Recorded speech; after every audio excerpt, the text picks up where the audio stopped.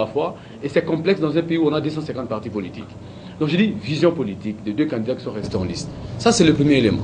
Deuxième élément, c'est ce que j'appelle les grands axes du programme. Troisième, du candidat. Troisième élément, l'intérêt national. Si je me limite à ces trois éléments, je me rends compte que la plupart d'alliances qui ont été tissées n'ont pas eu pour fondement ces trois éléments. Vous allez trouver dans une alliance, malheureusement les amis de l'AMP ne sont pas là, et donc je ne peux pas parler en leur absence. Vous trouvez dans une alliance... En fait, demain ils seront là. Vous trouvez des gens dans une alliance, des gens qui viennent avec des a priori, je serai Premier ministre. Je serai vice-premier ministre, ministre de ceci. Donc, on a convenu sur le partage des postes. On n'a pas convenu sur la vision de la société Congo de demain. On n'a pas convenu sur les axes du programme.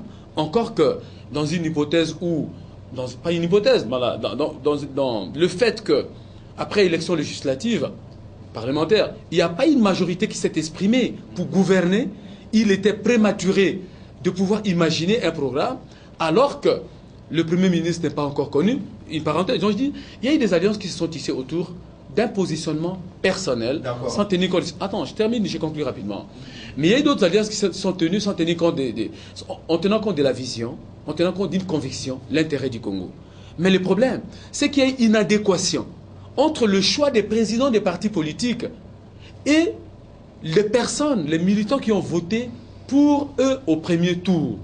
Ce qui fait que le report de voix, lorsqu'on observe la tendance par exemple à Kinshasa, on se rend compte qu'à Kimbaseke par exemple, où le patriarche Kizeng a été le meilleur au premier tour, on voit bien que Jean-Pierre Bemba est le meilleur au premier tour. Au deuxième tour. Et donc je conclus rapidement, sans donner la conclusion définitive, le report de voix n'a pas eu lieu. Et donc il y a une inadéquation parfaite. Et donc, je crois que malheureusement, il n'y en a qu'une seule minute par rapport à cela. Oui, j'ai dit qu'il y a, vous avez raison. Un grand problème. Sur toutes les lignes, vous avez raison, mais on n'a pas encore les résultats de Kimbaseke. Mais du coup, il semble que...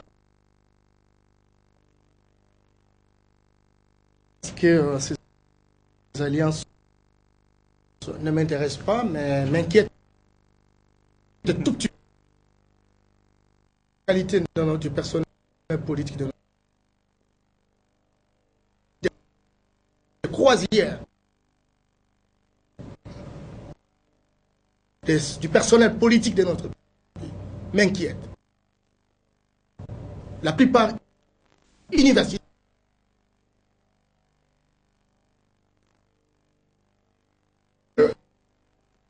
parce que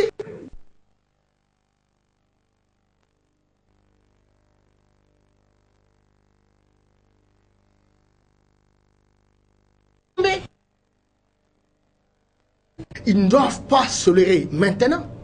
Ils doivent continuer à surveiller le processus jusqu'à la proclamation de résultats. C'est très important. Encore que lorsqu'on aura des résultats, attention, le plus grand travail commence. Parce que ce n'est pas le fait d'avoir un chef d'État, ce n'est pas le fait d'avoir un gouvernement qu'on a des réponses. C'est le fait de surveiller ce gouvernement, ce président de la République, pour que demain, il nous donne de l'eau, demain, il nous donne de l'électricité, demain, il nous donne du logement, demain, que les espaces qui est expropriation de toutes ces maisons qui sont construites dans des espaces verts, c'est là que nous entendons. Et là, ça nécessite une sorte d'organisation dans les quartiers, dans les villages, dans les territoires, pour surveiller. C'est très important. Et donc, il y a tout un processus, toute la vie de surveillance. Et il faut surveiller. Le problème n'est pas terminé. Je suis content que on nous donne des ans de chiffres, enfin, parce qu'il y a affichage partout, hein, il y a affichage partout. Je sais qu'il reste dans certains endroits où il faut relier les villages, on les saura. En tout cas, dans moins d'une semaine, chacun connaîtra son sort. Ce que je voudrais dire à la communauté internationale, je voudrais vraiment regarder la communauté internationale. Le Congo, notre pays, en 1960, avait le niveau, lorsqu'on a accédé à l'indépendance, du Canada, de l'Afrique du Sud. Le Canada aujourd'hui trône parmi les G8, les pays les plus riches, les plus industrialisés. Les Sud-Africains venaient se faire soigner chez nous. Nous avons eu des institutions en 1960. Et la communauté internationale endosse la plus grande responsabilité parce que c'est elle qui a déstabilisé ces institutions qui ont été voulues par notre peuple. Et regardez où nous en sommes aujourd'hui. Je suis content et je salue la communauté internationale qui a voulu nous accompagner, ne serait-ce que pour réparation des préjudices moraux qui a été commis. Aujourd'hui, plus que jamais, notre peuple se détermine. Et on l'a vu se mobiliser à travers le pays, même dans le village, dont on connaît qu'il y a un déficit de communication. Notre peuple voudrait que le pays soit gouverné autrement. Que la communauté internationale, cette dénomination anonyme, puisse comprendre que nous avons intérêt à changer au lieu que nous soyons chaque année admis parmi les clubs des indigents les plus pauvres, les plus endettés. Nous avons besoin de collaborer avec vous. Il y a des pays ce qu'on appelle des pays européens qui investissent 1% ici. Mais qui tirent ce qu'ils tirent. Mais c'est le même pays investissent plus de 60% dans d'autres pays occidentaux, au Canada, etc. Et le plus grand morceau de l'investissement dans ces pays-là, mais ils vivent. Pourquoi ils ne veulent pas? La communauté internationale peut ne pas être contente que le Congo s'organise pour qu'ils puissent bien investir dans des conditions de pérennité, pour que leurs générations futures soient accueillies au même titre que les générations futures congolaises ensemble pour dire voilà, nous avons construit un village planétaire. Et ça, nous leur demandons, quel que soit, parce que chacun a un sentiment, on peut avoir un sentiment de telle ou telle personne, ça c'est évident. Mais voyez les intérêts de leurs générations futures et les intérêts de notre pays. Oui, et je crois qu'en faisant ces intérêts croisés... Un pays pauvre et très endetté, et nous, on organise une fête au Grand Hôtel, ça, ce n'est pas la communauté internationale, c'est aussi nous-mêmes. Tout à fait, mais je vous dis que nous sommes dans un processus de déprogrammation mentale, de responsabilisation, d'autodétermination. C'est comme ça que nous voulons de meneurs qui soient capables d'avoir une vision long-termiste, de meneurs qui puissent être humiliés devant certains actes qu'il faut poser. Comment on peut fêter, n'est-ce pas, lorsqu'on est accepté, un pays potentiellement riche, accepté comme pays indigent? Écoute, je sais que c'est la jouissance à la zaïroise. Et je leur fais cadeau. Mais au moins pour le moment, il y a une génération, regardez, des jeunes députés, des universitaires pleins, qui vous réfléchissent, qui peuvent faire le débat n'importe où, à n'importe quelle université du monde. Mais pourquoi on ne serait pas respecté? Nous méritons ce respect-là. C'est comme ça que nous disons que vous gagnerez plus la communauté internationale, en comprenant que les Congolais, ce sont des humains, et que demain, le lendemain, ils ont besoin de cette communauté internationale pour avoir une bouffée d'oxygène, pour avoir une solidarité internationale, que nous avons besoin, comme l'Europe a eu besoin de plan Marshall. Mais là, il faut un respect mutuel. Là, il faut respect des aspirations des uns des autres. Et c'est ce que nous entendons d'eux. Et ils vont nous accompagner sérieusement jusqu'à la matérialisation physique de ce que représentent ces aspirations. D'accord. Nous allons terminer avec l'honorable député de Moamba. Merci beaucoup, Flori. Donc, le premier message... Je commence par la communauté internationale pour dire que la démocratie, je vais arriver. D'abord, la démocratie c'est un choix, qu'on laisse la démocratie se jouer dans notre pays. Et cela va se matérialiser dans la logique de soutien ou d'appui à la CI, où tout le monde est représenté, je crois, au niveau de la CI. Aujourd'hui, quand les gens parlent de Malou, qui vient de la société civile, les gens perdent de vue qu'il y a des vice-présidents ou des rapporteurs qui viennent du MLC ou 1, et d'autres qui viennent de PPRD ou AMP. Donc, tout le monde est là dans cette structure-là. Mais aujourd'hui, quand on est en train de présenter la structure de la CI, c'est comme si Malou était seul. La société civile ne sait pas d'en bas ou d'en haut, mais c'est la société civile. Il est d'en bas, il s'est transformé d'en haut. Donc, il y a Malou qui est là, mais tous les amis sont membres de ce bureau de la CI. Vraiment, qui nous aide cette fois-ci, qui puisse beaucoup plus de la transparence.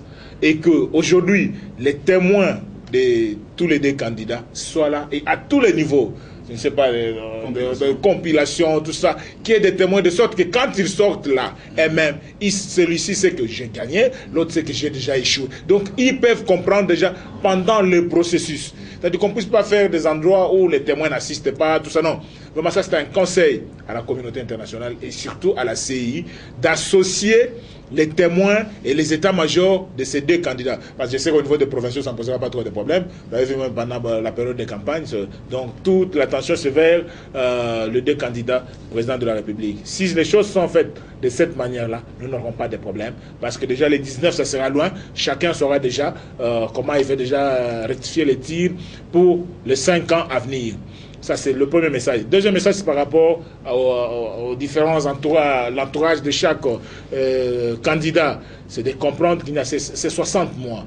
On a voulu faire rêver les gens aujourd'hui qu'après l'élection, c'est les paradis. On a beaucoup d'arriérés de la transition. C'est-à-dire, moi je me dis, nous sommes dans un espace qui n'est pas encore un État, du point de vue de tout ce qu'on peut définir comme élément constitutif d'un État.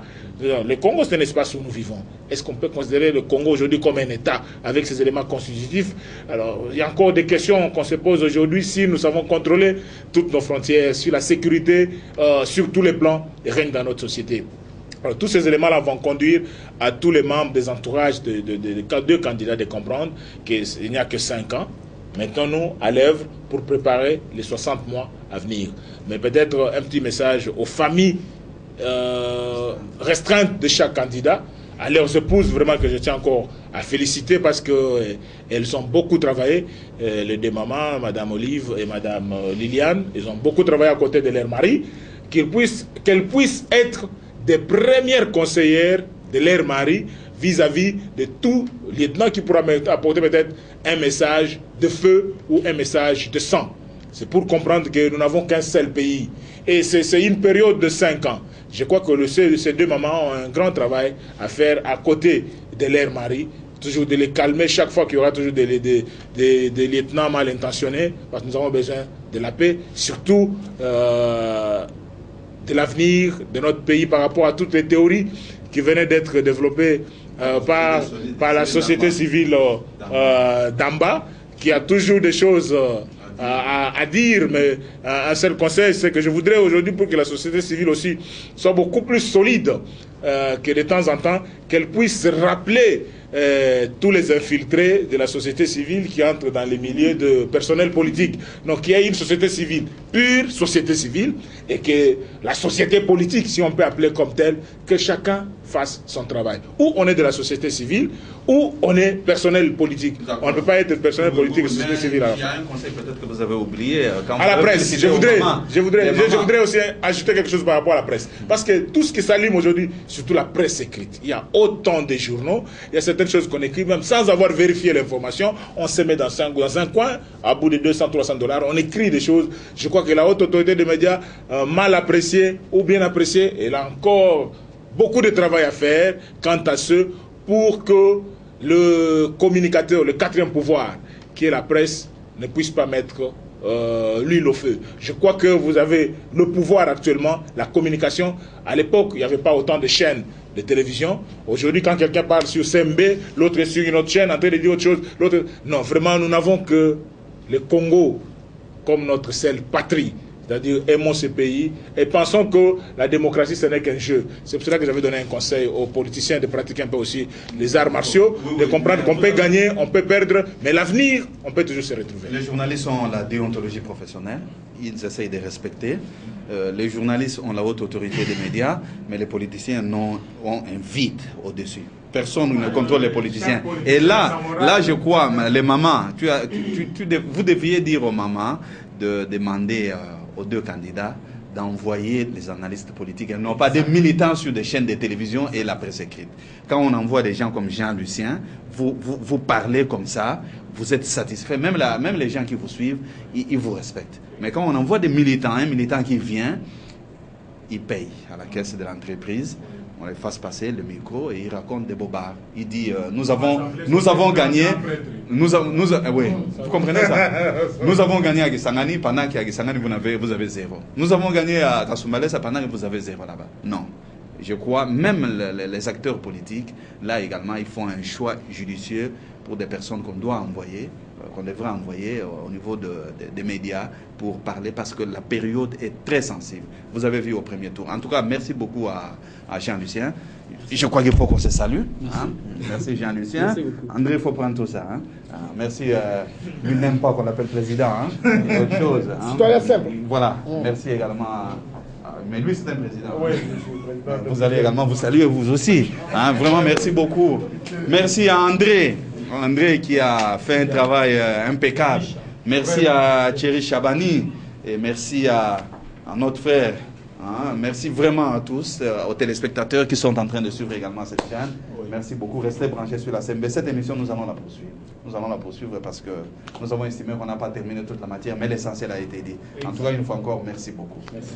À vous, restez branchés sur la CMB. Nous n'allons pas vous décevoir. Après la publicité, vous aurez droit à votre... C'est venu un tout petit peu en retard, votre série, mais nous allons vous présenter ça après la publicité. Merci beaucoup. Merci.